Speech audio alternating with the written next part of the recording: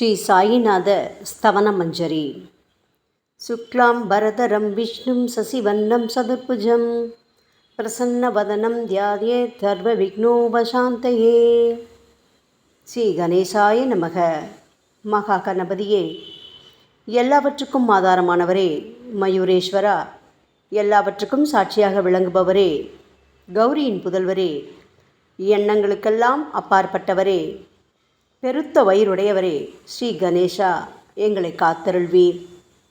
நீ எல்லா பூதகணங்களுக்கும் முதல்வன், தலைவன். எனவே கணேசன் என அழைக்கப்படுகின்றீர்கள். நீ எல்லா சாஸ்திரங்களாலும் ஏற்றுக்கொள்ளப்பட்டவர். புனிதமான முகமுடைய பாலச்சந்திரனே, எங்களை காத்தருள்வீர். ஓ சாரதே, சரஸ்வதியே, கலைவாணியே, வாக்கின் தெய்வமே, நீ வார்த்தைகளுக்கெல்லாம் தலைவி. உலகின் உயிரோட்டத்தின் காரண கர்த்தாவே நீங்கள்தான். நீங்கள் படைப்பாளிகளின் இறைவி. நீங்கள் எப்பொழுதும் இத்தேசத்தின் அணிகலன். எங்கும் நிறைந்திருக்கும் எல்லையில்லாத சக்தியே, சரஸ்வதியே, உங்கள் பாதங்களை வணங்குகிறோம். முழுமையான பரபிரம்மே, மகான்களுக்கு பிரியமானவரே, பண்டரிநாதன் உருவில் வெளிப்பட்ட அவதாரமே, எல்லையற்ற கருணை உள்ளம் கொண்டவரே, பரமதயாளா, பாண்டுரங்கா. பொம்மலாட்டக்காரன் தன் கையில் உள்ள கயிற்றால் பொம்மைகளை ஆட்டுவிப்பது போல் பிரபஞ்சம் எங்கும் நிறைந்து நின்று உலகை ஆட்டுவிக்கும் ஒரு பொம்மலாட்டக்காரர் நீங்கள்.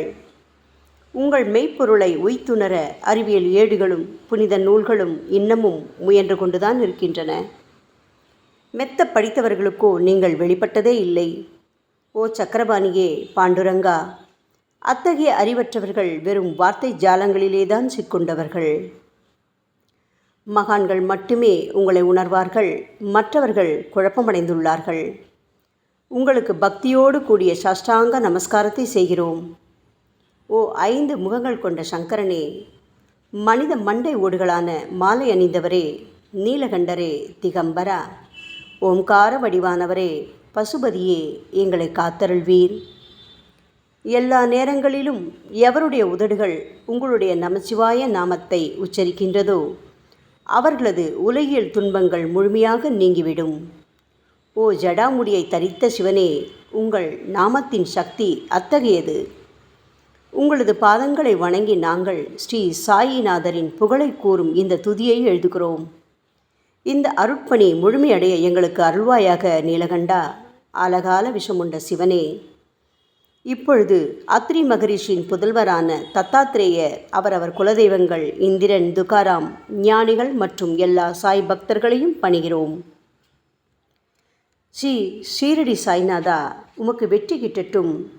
பாவிகளை கடைத்தேற்றும் கருணையுள்ளவரே, உங்கள் பாதங்களில் எங்களது தலையை வைத்து வேண்டுகிறோம். உமது பாதுகாப்பை எங்களுக்கு அருள்வாய். நீங்கள் முழுமையான பரபிரம்மம், ஆனந்தத்தின் இருப்பிடம். நீங்களே விஷ்ணு. மன்மதனை எரித்த ஊமையொரு வாகனும் நீங்களே.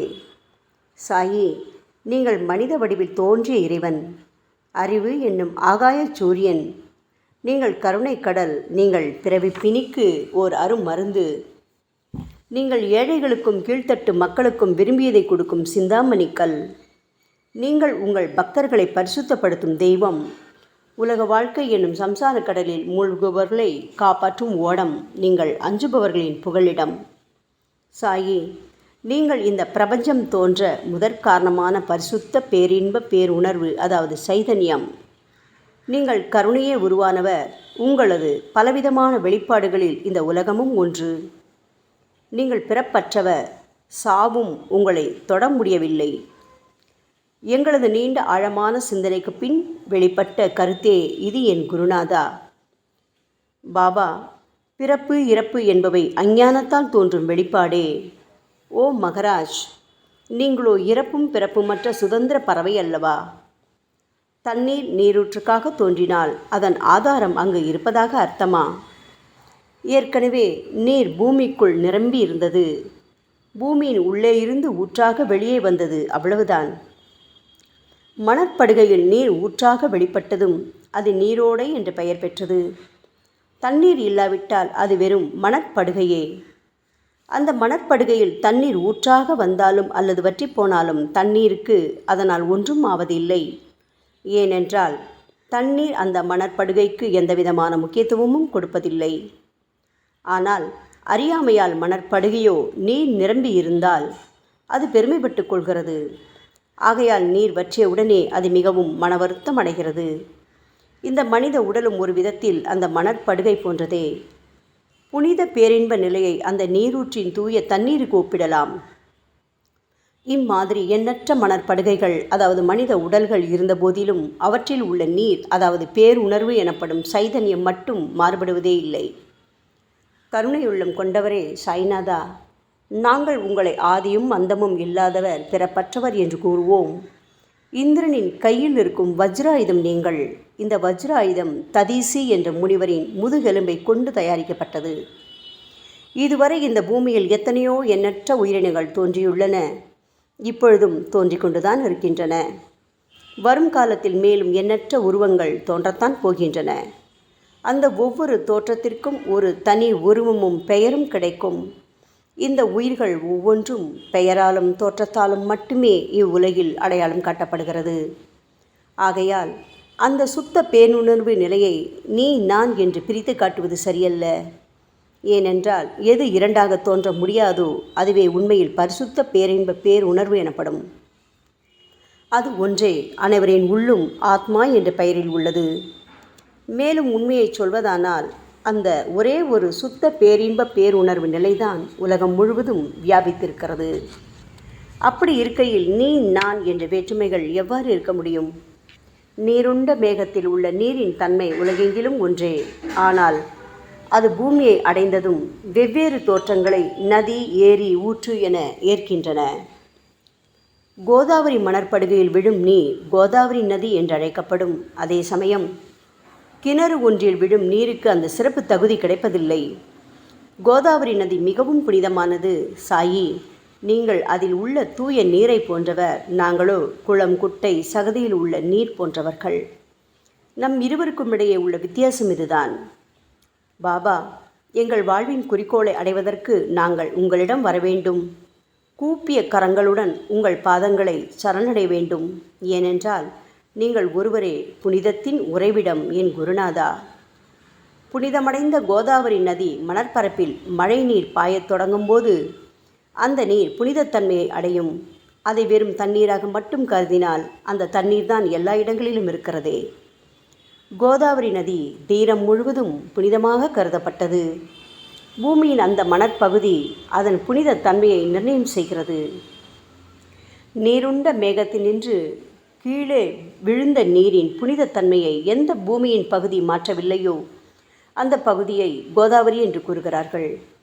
மற்ற பகுதிகளில் விழுந்த நீர் அந்த பகுதியில் உள்ள மண்ணின் குணத்தை ஏற்றுக்கொண்டது, புனித தன்மையை இழக்கிறது. மேகத்தில் பரிசுத்தமாக இருந்த நீர் அசுத்தமாகவும் கசப்பாகவும் உப்பாகவும் மாறிவிட்டது.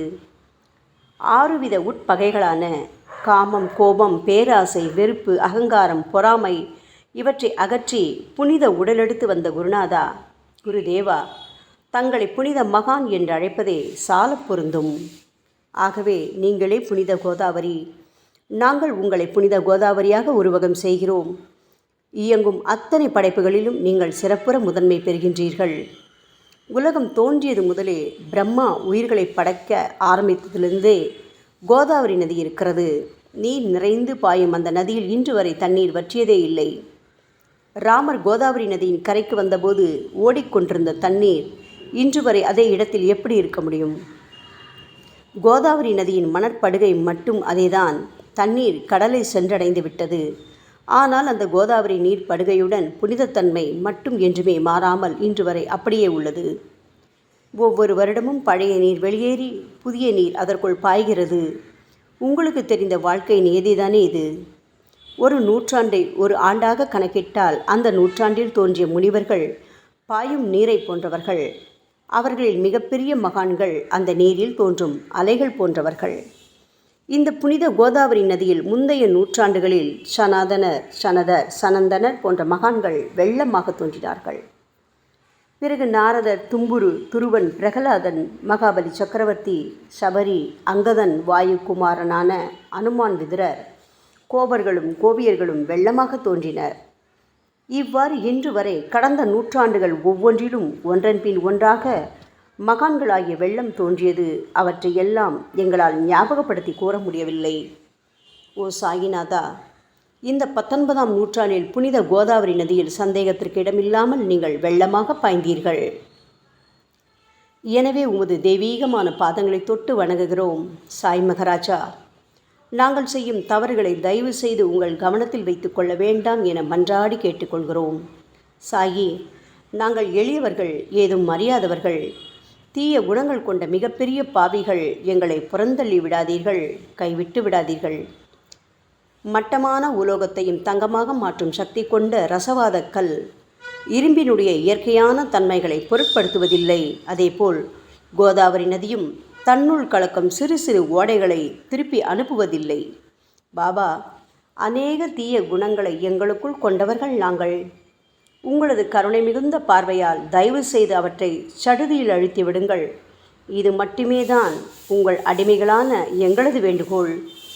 ரசவாத கல்லின் தொடர்பு ஏற்பட்டும் இரும்பின் இயற்கை தன்மைகள் அழிக்கப்படாவிட்டால் சாயிநாதா, அது ரசவாத கல்லின் பெருமைக்கு இழுக்கல்லவா? பாபா, எங்களை பாவியாகவே இருக்கும்படி விட்டுவிடாதீர்கள். தங்களை குறைவாக மதிப்பிட்டு கொள்ளாதீர்கள். நீங்கள் ரசவாத கல், நாங்கள் இரும்பு. எங்களுக்கு ஏற்படும் இழிவுகள் தங்களுக்கு ஏற்படும் இழிவுகள் அல்லவா? சாயிநாதா, குழந்தைகள் தவறுகள் செய்து கொண்டேதான் இருக்கிறது. ஆனால் அதற்காக தாயார் என்றுமே கோபமடைவதில்லை. இதை தயவு செய்து தாங்கள் நினைவில் வைத்து கொண்டு எங்களுக்கு உங்கள் அருளாசிகளை தாருங்கள். ஓ சத்குரு சாய்நாதா, நீங்கள் எனது கற்பக விருட்சம், சம்சார கடலை கடக்க உதவும் கப்பல். சந்தேகத்திற்கு இடமின்றி நீங்கள் ஒருவர் மட்டுமே எங்களை கடைதேற்ற முடியும். சாயி, நீங்களே எங்களுக்கு காமதேனுவாகிய பசு. நீங்கள் சிந்தாமணி கல், ஞானவானில் சூரியனும் நீங்களே. நீங்கள் நற்பண்புகளின் சுரங்கம், ஸ்வர்க்கத்திற்கு ஏறிச் செல்லவதும் ஏனியும் நீங்களே அல்லவா எங்களது குருநாதா?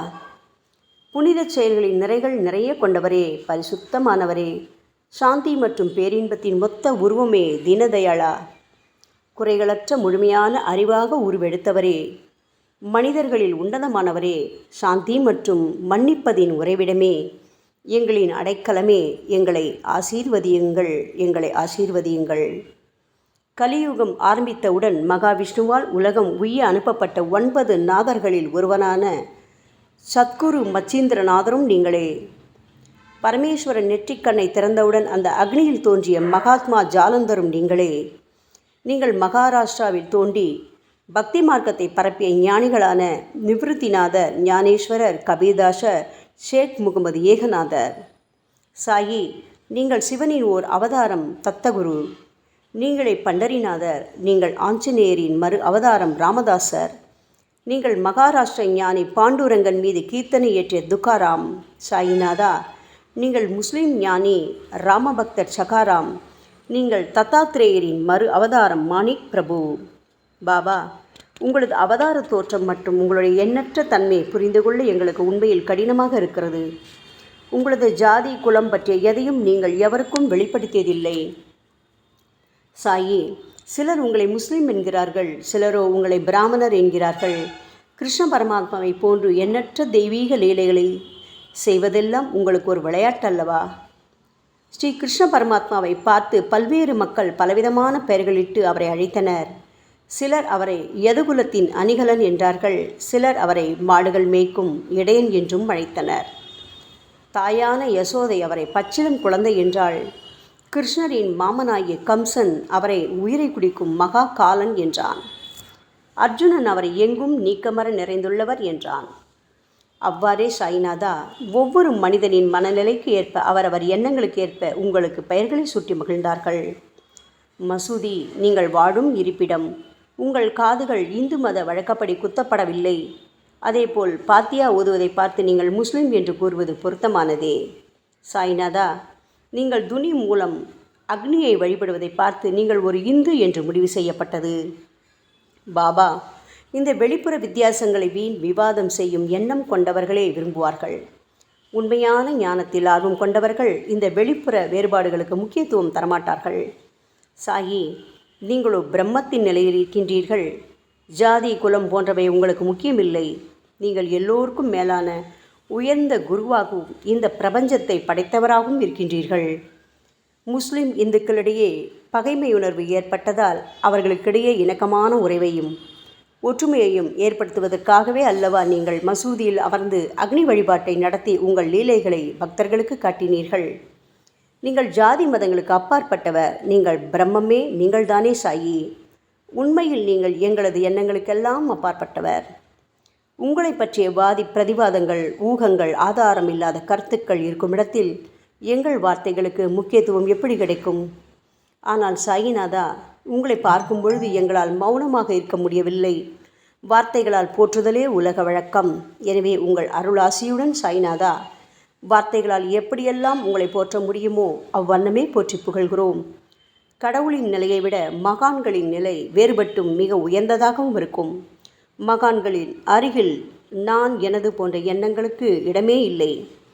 கடவுளை வெறுத்ததால் இரண்யகசிபுவும் விஷ்ணுவால் கொல்லப்பட்டார். ராமனால் ராவணன் கொல்லப்பட்டன. மகான்கள் கைகளால் இத்தகைய துர்சம்பவங்கள் ஏற்பட்டதே இல்லை. அரசன் கோபிச்சந்தன் முனிவர் ஜாலந்தரரை சாணக்குவியலுக்குள் புதைத்தான். ஆனால் அந்த நிலையிலும் அரசரின் இந்த செயலுக்காக அந்த முனிவர் வருத்தப்பட்டதே இல்லை. அரசனின் அந்த செயலுக்கு நேர்மாறாக அந்த அரசனை சம்சார சூழலிலிருந்து விடுவித்து அவனை முக்தியடை செய்தார். மகான்களின் சக்தி இப்படிப்பட்டதே. அவற்றை விவரித்து கூற முடியாது. மகான்கள் சூரியனின் ஒளியை போன்று பிரகாசிக்கக்கூடியது. சந்திரனின் மென்மையான ஒளிக்கதிர்கள் போல் இதயத்திற்கு ஆறுதல் கொடுக்கும் தன்மை கொண்டது. மகான்களின் அருள் கஸ்தூரியின் நறுமணம் போன்றது. அவர்கள் கரும்பு சாற்றினை போல் இனிப்பானது. மகான்கள் நிச்சயமாக நல்லவர்களிடமும் தீயவர்களிடமும் ஒரே விதமாகவே நடந்து கொள்கின்றனர். அதற்கும் மேலாக பாவிகளிடம் அவர்கள் காட்டும் அன்பு அளவிட முடியாதது. கோதாவரி நதியில் அழுக்கடைந்த துணிகளே சுத்தம் செய்யப்பட வேண்டி வருகின்றன. சுத்தமான துணிகள் கோதாவரி நதியினின்று வெகு தூரத்தில் பெட்டியிலேயே தங்கிவிடுகின்றன. பெட்டியில் வைக்கப்பட்டிருந்த அந்த துணியும் ஒரு முறை கோதாவரி நதிக்கரைக்கு துவைப்பதற்காக வந்தது. இந்த உவமையில் பெட்டிதான் வைகுண்டம், நீங்களே கோதாவரி. கோதாவரி நதிக்கரையே நம்பிக்கை. எல்லா உயிரினங்களும் துணிகள். 6 விதமான மன விகாரங்களான காமம், கோபம், கஞ்சத்தனம், மதம், பொறாமை, மோகம் ஆகியவையே அவைகளை பற்றியுள்ள அழுக்கு. சாய்நாதா, தங்கள் பாதார விந்தங்களை வணங்குவதே கோதாவரியில் செய்யப்படும் புனித குளியல். ஓ சமர்த்தரே, எங்களது எல்லா பாவங்களையும் மன அழுக்கங்களையும் போக்கி எங்களை சுத்தப்படுத்துங்கள் குருநாதா. பாபா, எங்கள் சம்சார வாழ்க்கையில் உழலும் மக்களாகி நாங்கள் மேலும் மேலும் பாவம் செய்கின்றவர்களாக இருக்கிறோம். எனவேதான் உங்களை போன்ற மகான்களின் தரிசனம் பெறுவதற்கு நாங்கள் தகுதியுடையவர்கள் ஆகிறோம். கோதாவரி நதியில் தண்ணீர் நிரம்பியுள்ளது. படித்துறையில் துவைப்பதற்காக துணிகள் வருகின்றன. அவை துவைக்கப்பட்டு சுத்தப்படுத்தப்படாவிட்டால் அது கோதாவரி நதிக்கல்லவா இழுக்கை தேடித்தரும். என் குருநாதா, நீங்கள் அடர்ந்த இலைகளுடன் கூடிய நிழலையும் குளிர்ச்சியையும் தரும் மரம். உண்மையில் நாங்கள் எல்லாம் வழிப்போக்கர்கள். எங்களை 3 வித துக்கங்கள், அதாவது இயற்கை இடர்பாடுகளால் வரும் துன்பங்கள், எங்களது உடலுக்கு வரும் நோய் நொடிகள், அஞ்ஞானத்தால் நிரம்பிவிடும் பாவமூட்டை எனப்படும் வெயில் கடுமையாக சுட்டெரிக்கின்றன. கருணாமூர்த்தியே, சாயி, அந்த சுட்டெரிக்கும் 3 வித தாபங்களின் வெப்பத்திலிருந்து தயவு செய்து எங்களை காப்பாற்றும். தங்களது கருணை என்னும் குளிர்ந்த நிழல் இந்த சம்சாரம் என்னும் வாழ்க்கை கடலை கடக்க உதவும் தன்மை கொண்டது. பாபா, மரத்தின் அடியில் அமர்ந்தும் ஒருவன் சூரியனின் சுட்டெரிக்கும் வெப்பத்தை உணர்ந்தால் அது அந்த மரத்தை நிழல் தரும் மரம் என்று கூற முடியுமா என் குருநாதா? சாயி, உங்கள் அருளின்றி இந்த உலகில் நல்லது என்பது ஏற்படுவதில்லை. எனவேதான் தர்மத்தை நிலை நிறுத்துவதற்காக அந்த பரந்தாமனே அர்ஜுனனுக்கு நண்பனாக, வழிகாட்டியாக மற்றும் ஆன்மீகவாதியாக மாறினார். சுக்ரீவனின் அன்பினால் தானே விபீடனன் அரசன் ராமனின் நட்பை பெற்றான். சொல்லப்போனால் ஸ்ரீஹரியும் மகான்கள் மூலமாகத்தான் பெருமை பெற்றார். பிரம்மம் என்பது உருவமற்றது. எனவேதான் வேதங்களால் அதை வர்ணித்து கூற முடியவில்லை. ஆனால் பூமியில் அதை மனித உருவில் தோன்ற வைத்து மகான்கள் அதன் உருவமற்ற தன்மையை மாற்றினர். தாமாஜி என்ற பக்தனுக்காக பகவான் பாண்டுரங்கனை ஒரு தாழ்த்தப்பட்ட குலத்தில் பிறந்தார். சோகமேளா என்ற பக்தருக்காக உலகை காக்கும் தெய்வமே இறந்த எருமைகளின் உயிரற்ற உடல்களை எடுத்தார். மகாராஷ்டிர ஞானி மகான் ஏக்நாத் என்ற பக்தனின் பெருமையை உணர்ந்த பரம்பொருள் பாண்டுரங்கனின் மாறுவிடத்தில் வந்து தண்ணீர் சுமந்து உழைத்தார். உண்மையில் மகான்கள் எல்லாவற்றையும் தாங்கும் சக்தியும் சச்சிதானந்த பிரபுவாகிய இறைவனின் எஜமானர்களே. பாபா, இதற்கு மேல் நாங்கள் சொல்வதற்கு எதுவும் இல்லை. நீங்களே எங்களின் தாயும் தந்தையும். ஷீரடி கிராமத்தில் வசிக்கும் என் சத்குரு சாய்நாதா. சாயி, உங்கள் லீலைகளை எவர் ஒருவராலும் உண்மையிலேயே முழுமையாக புரிந்து கொள்ள முடியாது என்கின்ற பொழுது சாதாரண மனிதனாகிய நான் எவ்வாறு அவற்றை விளக்க முடியும் கூறுங்கள். எல்லா உயிரினங்களையும் காப்பாற்ற நீங்கள் ஷீரடிக்கு வந்திருக்கின்றீர்கள். மண் அகல் விளக்குகளில் வெறும் தண்ணீரை ஊற்றி அவற்றை எரிய வைத்தீர்கள். மிக குறுகிய மரப்பலகையை தொங்கும் ஊஞ்சல் படுக்கையாக்கி உங்கள் யோக சக்தியை உங்கள் பக்தர்களான எங்களுக்கு காட்டினீர்கள். அநேக பெண்களின் மலட்டுத்தன்மையை முழுவதுமாக நீக்கி குழந்தை பாக்கியத்தை பெறச் செய்தீர்கள். உதியின் மூலம் தீர்க்க முடியாத வியாதிகளையும் குணப்படுத்தி பரிபூர்ண சுகம் கொடுத்தீர்கள். என் சாயியே, இவ்வுலக சம்பந்தமான துன்பங்களை நீக்குவது உங்களுக்கு ஒரு பொருட்டே அல்ல. யானை ஒன்று எறும்பை சுமையாக கருதுமா? குருராயா, இப்பொழுது உங்களது பாதங்களை சரணடைந்து விட்டோம். எங்களை திருப்பி அனுப்பி புறந்தள்ளி விடாதீர்கள். எங்களின் மகாராஜ், நீங்கள் அரசர்களுக்கெல்லாம் அரசன். நீங்கள் குபேரனை விட செல்வம் அடைந்தவர். நிச்சயமாக தன்னிகரற்ற வைத்தியர். உங்களை விட மேலானவர் இந்த உலகில் நிச்சயமாக எவரும் இல்லை சாயி. மற்ற கடவுள்களை வணங்குவதற்கு தனித்தனியாக பூஜை பொருட்களும் வழிபாட்டு முறைகளும் உள்ளன. ஆனால் உங்களை வணங்குவதற்கு தகுதியான பொருட்களே இந்த உலகில் இல்லை என் குருநாதா. சூரியனின் ராஜ்யத்தில் தீபாவளி பண்டிகையை கொண்டாடுவதென்றால் எவ்விதமான பொருட்களை கொண்டு அதை கொண்டாடுவோம்? சமுத்திரத்தின் தாகத்தை தணிப்பதற்கு பூமியில் போதுமான தண்ணீர் கிடைக்காது. நெருப்பை சூடாக்குவதற்கு எங்கிருந்து அக்னியை கொண்டு வருவது? ஓ ஸ்ரீ சமர்த்த குருடாயா, பூஜை செய்ய உதவும் பொருட்கள் யாவற்றிலும் இருப்பது உன் ஆத்மாவே. ஆரம்பம் முதலே அவை உன் ஒரு பகுதியே அல்லவா? மேலே கூறப்பட்டவையெல்லாம் தத்வார்த்த ரீதியில் கூறப்பட்டவையே. அனுபவங்களின்றி கூறப்படும் வார்த்தை ஜாலங்கள் வீணே. சம்பிரதாய சடங்குகளின்படி உங்களுக்கு பூஜை செய்ய வேண்டுமென்றால் அதனை செய்வதற்கு தேவையான பூஜை சாமான்கள் எங்களிடத்தில் இல்லையே என் குருநாதா. கருணாமூர்த்தியே, எங்களின் கற்பனை திறனின் அடிப்படையில் உங்களுக்கு வழிபாடு செய்கிறோம். தயவு செய்து அந்த வழிபாட்டை இந்த அடிமைகளிடமிருந்து ஏற்றுக்கொள்ளுங்கள். சாயி, இப்பொழுது எங்களது அன்பு மிகுந்த கண்ணீரால் உங்கள் பாதங்களை கழுவுகிறோம். உண்மையான பக்தி என்னும் சந்தனத்தை அரைத்து சாந்தாக்கி உமக்கு இடுகிறோம். அழகிய வார்த்தைகளால் எழுதப்பட்ட இந்த துதியையை உமக்கு மாலையாக அணிவிக்கின்றோம். எங்களது கெட்ட குணங்களை தூபமாக்கி உமக்கு முன் எரிய விடுகிறோம். உமக்கு முன் எரியும் போது எந்தவிதமான தீய வாசனையும் எழுவதில்லை. சாயி, உமக்கு முன்பு இல்லாமல் வேறு எங்காவது இந்த தூபம் எரிய விடப்பட்டால் அது கீழே உள்ளது மாதிரி ஆகும். அதாவது சாம்பிராணியை நெருப்பில் போட்டவுடன் அது பொசுங்கி அதில் உள்ள நல்ல மனம் என்ற நற்குணம் அதை விட்டு மறைந்து போகிறது. பாபா, உமக்கு முன் அது எரியும் போது எங்களது கெட்ட குணம் என்கின்ற அழுக்குகள் எரிந்து நல்ல குணம் மட்டுமே மிஞ்சியிருக்கிறது. மனதில் உள்ள தீய குணங்கள் யாவும் எரிந்த பிறகு மனம் மாசற்ற தூய கங்கை தீர்த்தம் போல் ஆகின்றது. கருணை மூர்த்தியே, மாயை மோகம் என்ற தீபத்தை உங்கள் முன் ஏற்றி காட்டுகிறோம். அதன் மூலம் எங்களது மனம் வைராக்கியத்தை அடைய அருள்வீராக.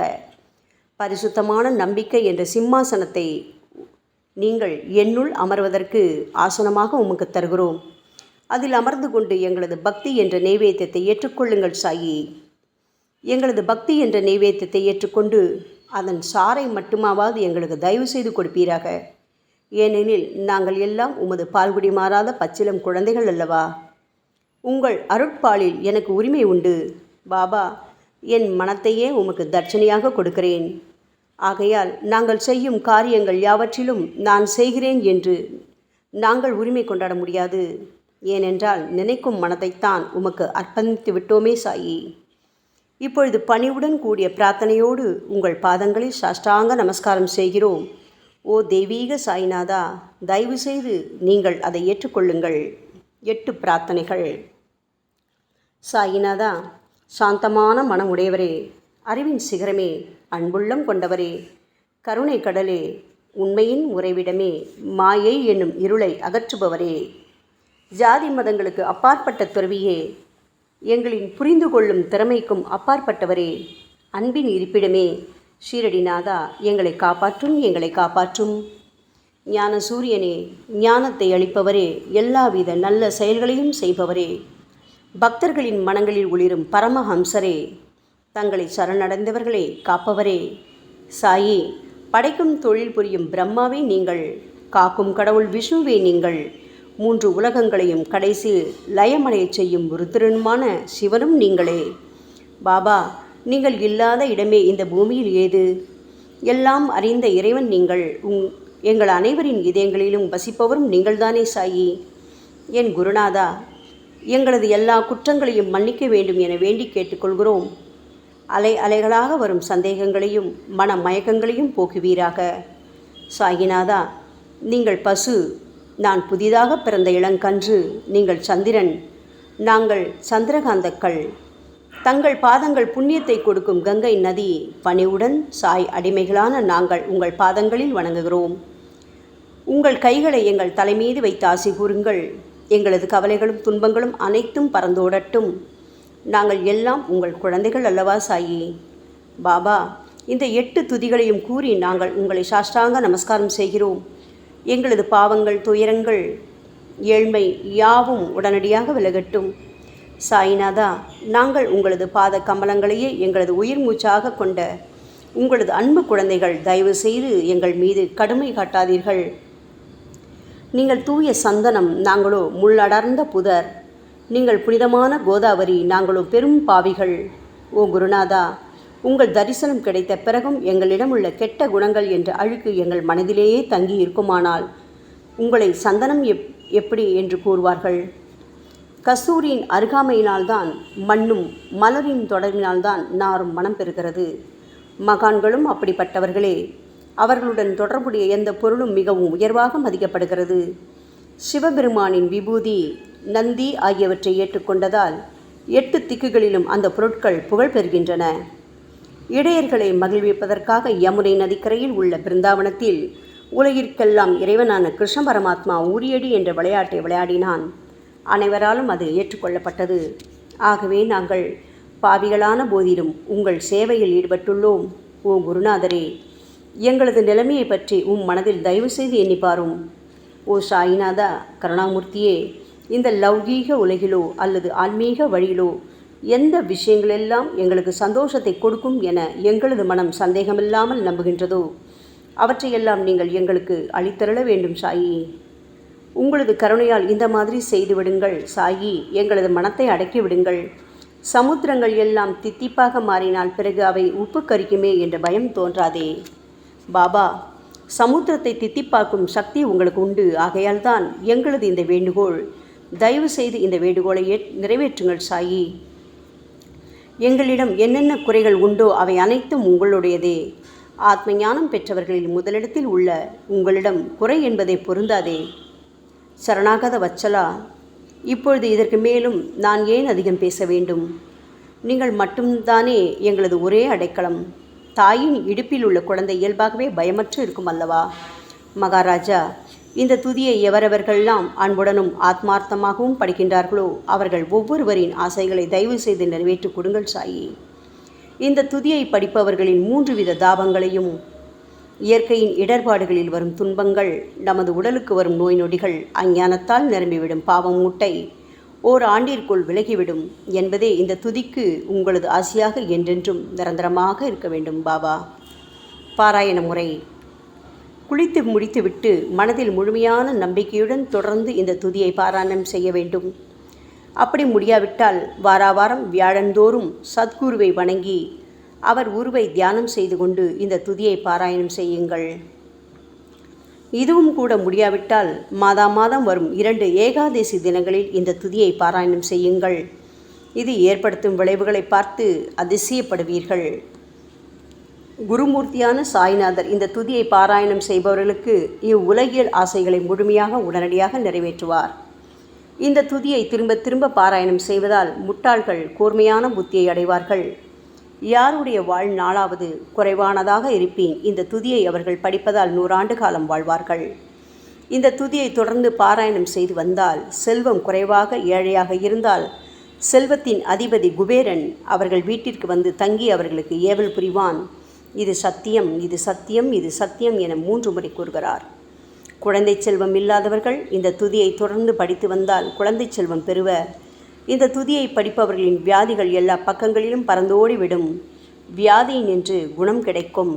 இந்த துதியை திரும்ப படித்தால் பயம் மற்றும் கவலை மறைந்து போகும். மதிப்பும் மரியாதையும் கிடைக்கும். அழிவற்ற பிரம்மத்தை உணர்வார்கள். பிரம்ம ஞானம் கிட்டும். அறிவுடையோரே, இந்த துதியின் மீது உங்கள் இதயங்களில் முழுமையான நம்பிக்கை வையுங்கள். சந்தேகங்கள், நம்பிக்கையின்மை, தவறான எண்ணங்கள் ஆகியவற்றுக்கு கொஞ்சம் கூட மனத்தில் இடம் கொடுக்காதீர்கள். ஷீரடிக்கு புனித பயணம் மேற்கொள்ளுங்கள். பாபாவின் தாமரை பாதங்களை மனதில் இருத்துங்கள். அவர் அனாதைகளின் உறவினர், பக்தர்களின் விருப்பங்களை நிறைவேற்றும் கற்பகத்தரு, கேட்டதை கொடுக்கும் கலியுக தெய்வம். பாபாவால் உணர்வூட்டப்பட்டு இந்த துதியை நான் இயற்றினேன். இல்லாவிட்டால் எந்த விதமான முக்கியத்துவமும் இல்லாத என்னால் இந்த துதியை எவ்வாறு எழுத முடியும்? ஆங்கில ஆண்டு 1918 புரட்டாசி மாதம் வளர்பிறையில் விநாயக சதுர்த்தி அன்று சூரிய உதயத்துக்கு முன் இந்த பாமாலை நிறைவு செய்யப்பட்டது. புனிதம் வாய்ந்த நர்மதா நதிக்கரையில் இந்தூருக்கு அருகிலுள்ள ஊரான மகேஸ்வர கஷேத்திரத்தில் ஸ்ரீ அகல்யா தேவியின் சந்நிதியில் சாயிநாதரை போற்றி பாடும் இந்த சவண மஞ்சரி நிறைவடைந்துள்ளது. மகேஸ்வரம் என்ற புனித தலத்தில் இந்த துதி நிறைவடைந்தது. ஸ்ரீ சாயிநாதர் என் மனதிற்குள் புகுந்து இந்த துதியின் ஒவ்வொரு வார்த்தையையும் புற வைத்தார். தாஷ்கன் மகராஜ் எல்லா ஞானிகள் மற்றும் துறவிகளின் வேலையாள். எங்கும் மங்களம் பொங்கட்டும். ஸ்ரீ சாயிநாதரை போற்றி பணிவுடன் எழுதப்பட்ட இந்த ஸ்ரீ சாயிநாத ஸ்தவன மஞ்சரி என்ற துதி பாராயணம் செய்பவர்கள் சம்சார கடலை கடக்க உதவட்டும். இது ஸ்ரீ பாண்டுரங்கனுக்கு தாஷ்கனு மற்றும் சாய் பக்தர்களின் நம்பிக்கை மற்றும் பணிவோடும் கூடிய பிரார்த்தனை. மங்களம், சுபமங்களம். ஸ்ரீ சச்சிதானந்த சமர்த்த சத்குரு ஸ்ரீ சாய்நாத் மகராஜ் கி ஜெய். ஓம்